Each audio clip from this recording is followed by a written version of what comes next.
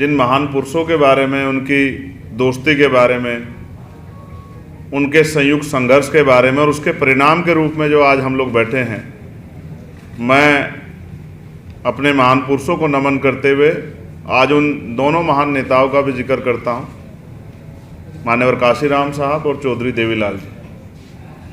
मेरा ये भी मानना है कि किसान कमेरों को अपनी लड़ाई अभी तक अपने आप ही लड़नी पड़ी है, दूसरे लोगों ने सिर्फ उनका यूज किया।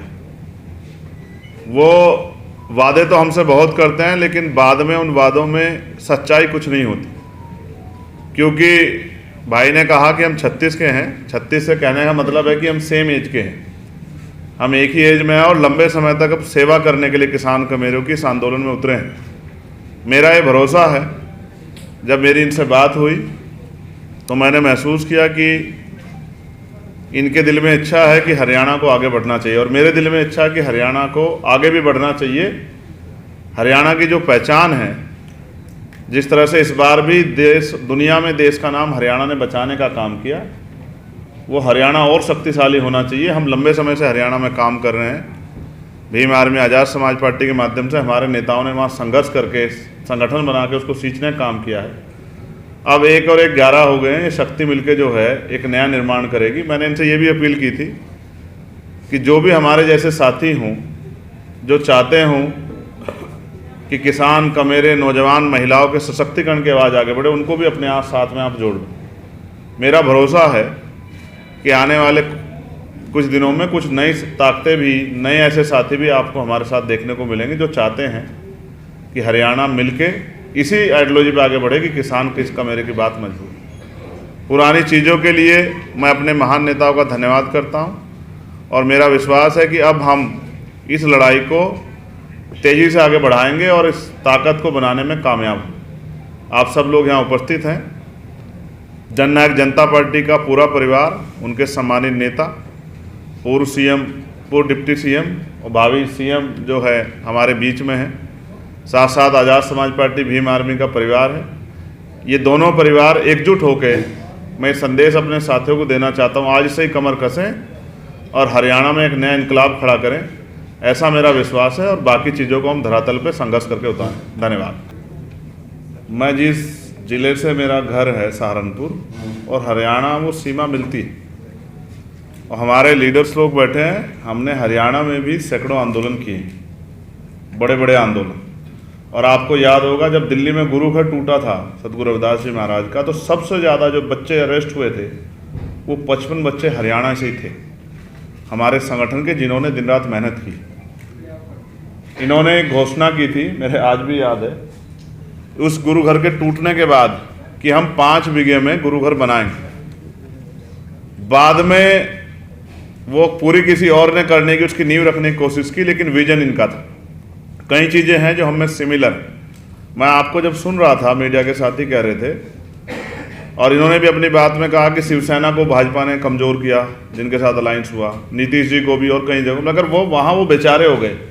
लेकिन यहाँ दुष्यंत जी बेचारे नहीं हुए, यहाँ दुष्यंत जी आपकी नज़रों में कमज़ोर हो गए। ये आपका विजन हो सकता है। किसी की पार्टी को नुकसान पहुँचाने वाली पार्टी के खिलाफ जनता में आक्रोश होता है। जैसा इन्होंने कहा, बीजेपी के साथ नहीं जाएंगे। साथ साथ मैं आपको स्पष्ट करूं, सतगुरु रविदास जी महाराज ने कहा है, ऐसा चाहूँ राज में जहाँ मिले सबनु अन्न और छोटे बड़े सब सम बसे, रविदास रहे प्रसन्न। उस राज की कल्पना जो है हम लोग लेके चले हैं कि अंतिम व्यक्ति को भी इज्जत की ज़िंदगी मिलनी चाहिए, सर पे छत मिलनी चाहिए, पेट में दोनों टाइम की रोटी मिलनी चाहिए, अच्छे कपड़े मिलने चाहिए और सम्मान की ज़िंदगी मिलनी चाहिए। ना किसान को मिली ना मजदूर। ये तो फुलफिल नहीं थे, तो जो कर सकते थे कर पाए। लेकिन अब हमें विश्वास है कि हम जनता से आशीर्वाद मांगे, उनके आशीर्वाद से इस बार हम फुलफिल होंगे और वो करके दिखाएंगे जो चौधरी देवीलाल जी और मेरे गुरु मान्यवर काशीराम साहब चाहते थे। सबके सम्मान की रक्षा करते हम लोग आगे बढ़ेंगे। आपको पता है कि मैं जिस सीट को जीत के आया हूँ, वहाँ दोनों अलायंस ने एडी चोटी के जोड़ लगाए मुझे हराने के लिए। लेकिन हमारे लोगों ने अब तय कर लिया है कि अब उनको चंद्रशेखर आज़ाद को, भीम आर्मी आज़ाद समाज पार्टी को ताकत देनी। और अब उसका जब रिजल्ट आएगा तो ये आपको हरियाणा में भी देखने को मिलेगा। अब समय बदल गया।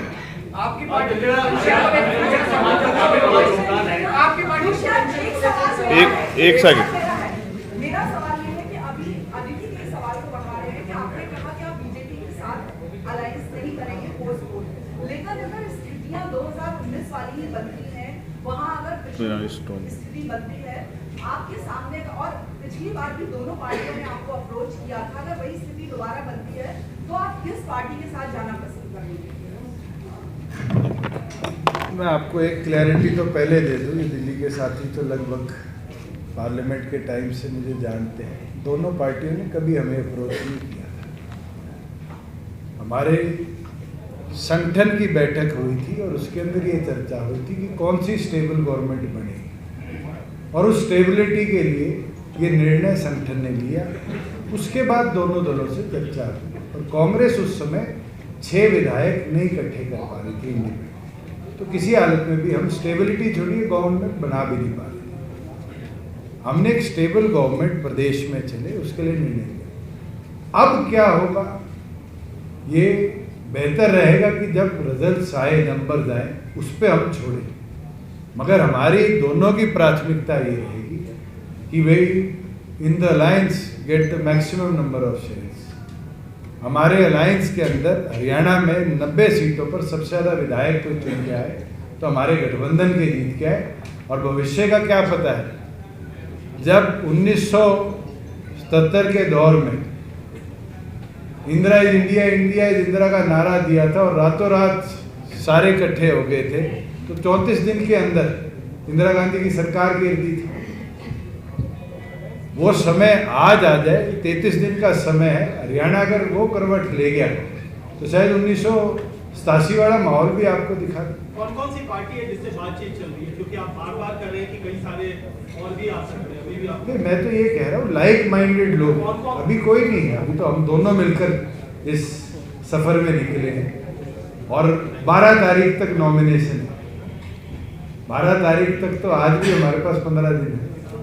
क्या पता कोई एक सीट पे लड़ने वाला आ जाए, कोई 2 पे लड़ने वाला।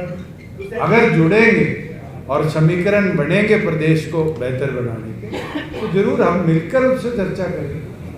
हरियाणा में एक बड़ा खत्म किया जाए।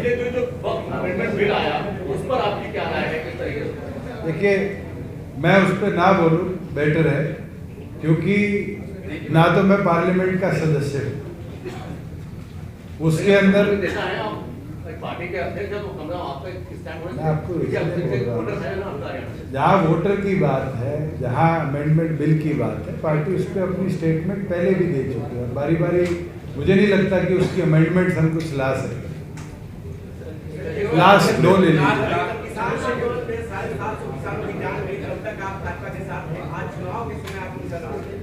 आप बारी बारी ये कहते हैं, जैसे मैंने कहीं जाकर किसान आंदोलन का विरोध किया। हमारे कार्यकर्ता भी आंदोलन में गए, हमारे कार्यकर्ताओं के घरों से रोटियां, लस्सी, दूध भी बॉर्डर्स पर, टोलों पर गए। आप कहीं भी मेरी स्टेटमेंट नहीं ला सकते कि मैं उस आंदोलन के विरोध में। स्वयं क्योंकि हम व्यवस्था में बैठे थे और हम कोशिश कर रहे थे कि व्यवस्थित ढंग से जो उनकी मांगे हैं हम प्रदेश में पूरी कर पाए। ना वो 3 कृषि कानून हरियाणा असेंबली में हमने पास करे, वो पार्लियामेंट में पास हुए थे और हमारी पार्टी का एक भी मेंबर पार्लियामेंट में नहीं था। हमने बहुत सुधार कृषि क्षेत्र में हरियाणा में करे और मैं मानता हूं कि आज उसका रिजल्ट है कि हरियाणा प्राथमिक राज्य है देश का जिसने एग्रीकल्चर इकोनॉमी को बढ़ोतरी। चंद्रशेखर जी, आपसे एक सवाल है। अभी कृष्ण जी कह रहे हैं कि अगर स्टेबिलिटी देखेंगे, पिछली बार भी स्टेबिलिटी को आधार मानकर बीजेपी का साथ दिया, इस बार भी वक्त पर छोड़ रहे हैं। तो अगर फिर से ऐसी परिस्थिति बनती है कि स्टेबिलिटी को देखते हुए बीजेपी के साथ कृष्ण जी जाएंगे, तो आपकी क्या भूमिका होगी उस संदर्भ? दुष्यंत जी का कद देखिए ना, ये खड़े हो जाते हैं तो बहुत सारे लोग पीछे, इनके पीछे ही खड़े दिखाई देते हैं। ये पीछे भी खड़े जाते तो भी आगे दिखाई देते हैं। हमने ये जिम्मेदारी ली है कि हमें इनको आगे बढ़ाना, और मेरा विश्वास है आप अभी से रिजल्ट डिक्लेयर ना करें, आप हमारी मेहनत तो शुरू होने दीजिए कि आपका जनमत, जनता का आशीर्वाद जेजेपी और आज़ाद समाज पार्टी को मिल जाए, फिर आपका ये सवाल ही बेबुनियाद हो जाए, तो भविष्य का भविष्य के गर्भ में क्या है ये आपको मुझे नहीं पता है। हम लोग मेहनत करेंगे, और मैं फिर आपसे कह रहा हूँ, हमारे हरियाणा के बहुत सारे लीडर्स यहाँ हैं, हमने मेहनत की है वहाँ घिस घिस के चप्पल, और हम लोगों के दिलों में जो है अपने संघर्ष से हमने जगह बनाई। मैं आपको विश्वास दिलाता हूँ, जिस दिन रिजल्ट्स आएंगे आपके हर सवाल का हम लोग जवाब देंगे। आज हम ये कह सकते हैं कि हम लीड कर रहे हैं, पीछे नहीं। जननायक जनता पार्टी और आजाद समाज पार्टी आगामी हरियाणा विधानसभा के चुनाव में इकट्ठे मजबूती के साथ मिलकर चलने का निर्णय ले रही है,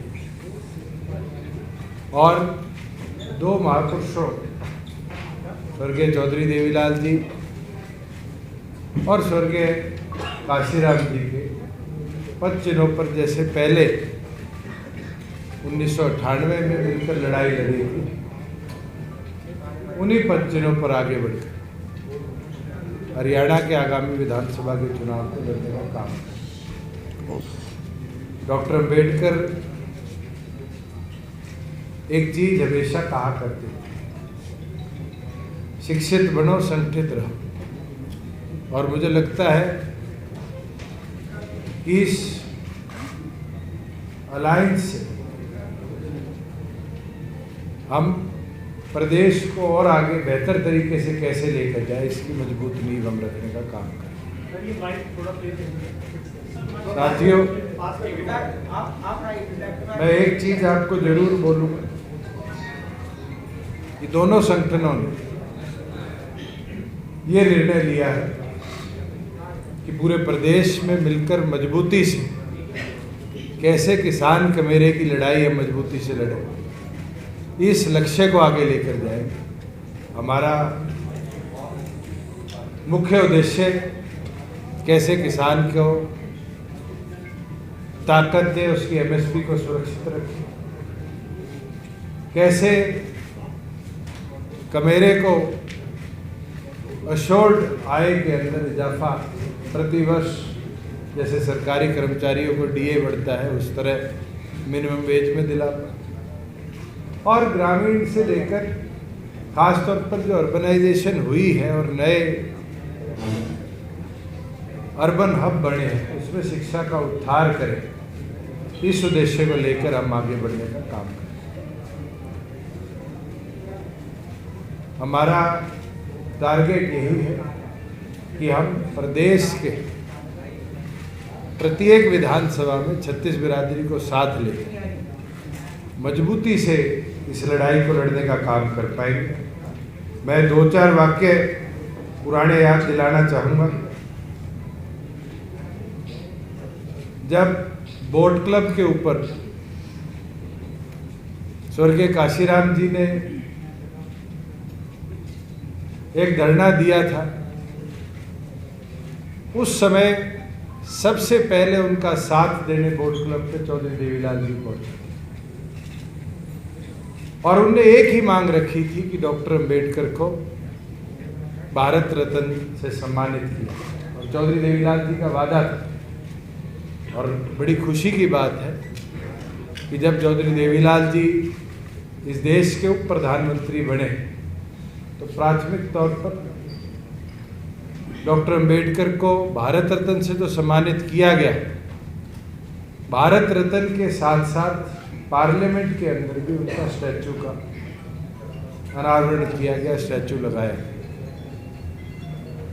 और दोनों ने मिलकर देश भर में कैसे हमारे ऐसी साथियों का सम्मान बढ़े, इस पे अनेक कदम उठाए। 1977 के अंदर जब चौधरी देवीलाल जी प्रदेश के मुख्यमंत्री बने तो उन्होंने एक कदम उठाया कि हरियाणा प्रदेश की प्रत्येक गांव में ऐसी साथियों के ब्याह में कोई बारात आ जाती थी, रुकने की व्यवस्थाएं नहीं होती थी, तो उसके लिए ऐसी चौपाल बनवाने का काम किया जो आज पूरे प्रदेश में, और उसके साथ साथ नंबरदारी को कैसे एससीबीसी के साथियों तक पहुंचाया जाए, उसके ऊपर उनने विशेष कदम उठाए। और मुझे खुशी है कि हमने भी, चाहे वो प्रमोशन के अंदर 20% हिस्सेदारी एससी समाज को, चाहे उन एससी चौपालों का दोबारा से रीडेवलपमेंट का काम हो, अनेक योजनाएं अपने समय में बनाने का काम किया। मैं तो एक चीज़ कहूँगा कि हम मिलकर, और एक एडवांटेज भी है, शायद आप में से बहुत कम साथी जानते हैं, हम दोनों 36 के हैं और दोनों मिलकर मैं मानता हूं कि अगले 40-50 वर्षों तक कैसे किसान कमेरे को ताकत मिले, इस संघर्ष को, इस देश की बढ़ोतरी में हिस्सेदारी में कैसे बढ़े, इसके अंदर लड़ाई को लड़ते रहेंगे। मैं दोबारा चंद्रशेखर जी का, उनके पूरे टीम का स्वागत करता हूँ कि हरियाणा प्रदेश के अंदर जो एक कदम आज हम मिलकर उठा रहे हैं, ये कदम आने वाले हरियाणा के भविष्य की एक मजबूत नींव मिलकर लिखने का काम करेगा। और मजबूती के साथ दोनों संगठन प्रदेश के 90 के 90 विधानसभा सीटों को लड़ेंगे भी, जीतेंगे भी, और हरियाणा प्रदेश में मैं कह सकता हूं कि युवा सरकार बनाने का काम करेंगे, जो गरीब की, कमेरे की, मजदूर की, छोटे दुकानदार की, महिलाओं की, युवाओं की आवाज़ बनकर मजबूती से लड़ पाए। इलेक्शंस डिले हो या प्रीपोन हो, हम तैयार हैं। आज से मात्र 33 दिन में हमारे यहाँ इलेक्ट्रल पोलिंग है और बढ़ चढ़कर हरियाणा के मतदाता जेजेपी और एएसपी का साथ देंगे। 10 साल से सरकार है बीजेपी की, क्या एंटी इनकम्बेंसी है? आप भी सरकार के हिस्सा रहे हैं, ठीक है, कांग्रेस में तमाम दावेदार होंगे, लेकिन क्या हरियाणा के चुनाव में कांग्रेस की एज रही जा सकती है? क्योंकि ये नजर आ रहा है कि 5 सीट के साथ 0 पर थे, जब 30-31 पे पहुंच गए थे, अब 5 लोकसभा जीत कर आए हैं वो लोग। देखिए, एंटी इनकम्बेंसी है और इसीलिए मुख्यमंत्री बदला, और कोई कारण नहीं था कि मनोहर लाल जी को बदलना पड़ा। और नए मुख्यमंत्री ने तो सिर्फ घोषणा और सम्मान समारोह करे, ग्राउंड रियलिटी से वो वाकिफ नहीं थे, योजनाएं वो बना नहीं पाए। एक लॉलीपॉप जरूर देंगे 2.5 लाख कर्मचारियों को कि तुम जो कौशल पर पोर्टेड हो, 5 साल से ऊपर हो, उनको आगे अश्योर्ड जॉब दी जाएगी, रेगुलराइज किया नहीं जा सकता। कोई भी एम्प्लॉय ये जानता है कि जब तक बिल नहीं लाया जाता, ऑर्डिनेंस की वैलिडिटी 6 महीने की, उनके ऊपर तो तलवार और लटका दी गई कि तुम 6 महीने बाद अगर शासन बदलाव होता है तो शायद तुम नौकरी से भी अपना हाथ धो। 8 महीने पहले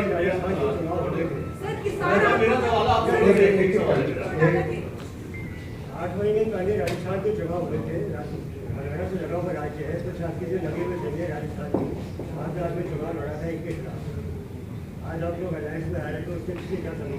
नहीं, हमने तो 19 सीटों पर चुनाव लड़ा था और 19 में से शायद एक भी सीट पर एएसपी हमारे सामने नहीं थी।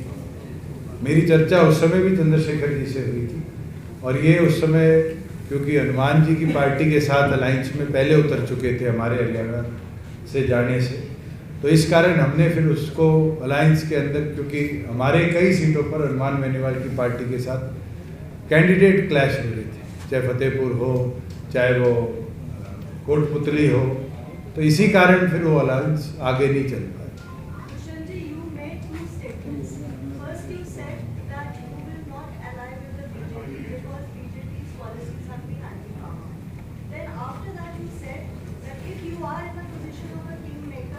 Anybody can come and support you.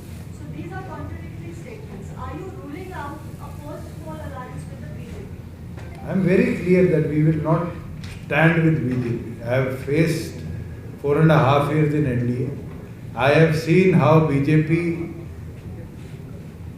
breaks its allies. We have faced it in 4.5 years, how some of our MLAs